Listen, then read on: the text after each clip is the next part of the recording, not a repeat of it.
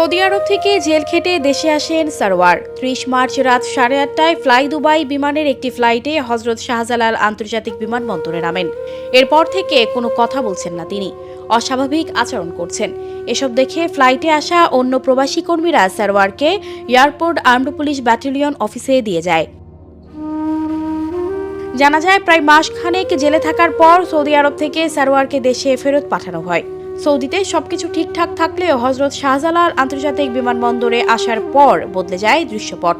দেশের মাটিতে পা রাখার পর তিনি আর কারো সাথে কথা বলেননি, একেবারে চুপচাপ ছিলেন। পরে তাকে airport armed police battalion Ashkona BRAC migration welfare সেন্টারে রেখে আসে।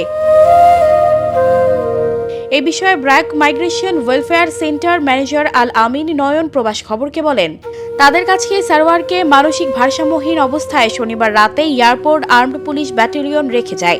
পরবর্তীতে ব্র্যাকের পক্ষ থেকে ওই প্রবাসীর পরিবারের সন্ধানে কুমিল্লা পদুয়ার বাজার, আলকোড়া, ১৪ গ্রাম সহ আশপাশে খোঁজ খবর করা হয়।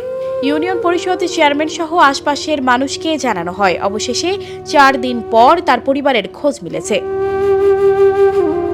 তিনি আরও জানান, মঙ্গলবার সকালে সারওয়ারের বাবা আবুল বাশার ব্রাক মাইগ্রেশন ওয়েলফেয়ার সেন্টারে আসেন। পরে সবকিছু যাচাই বাছাই করে পরিবারের কাছে ফিরিয়ে দেওয়া হয় তাকে। এর আগেও সবার সহযোগিতায় এভাবে অনেক প্রবাসীকে পরিবারের কাছে ফিরিয়ে দেওয়া হয়েছে বলে জানিয়েছেন তিনি। সানজিদা রহমান, প্রবাস খবর।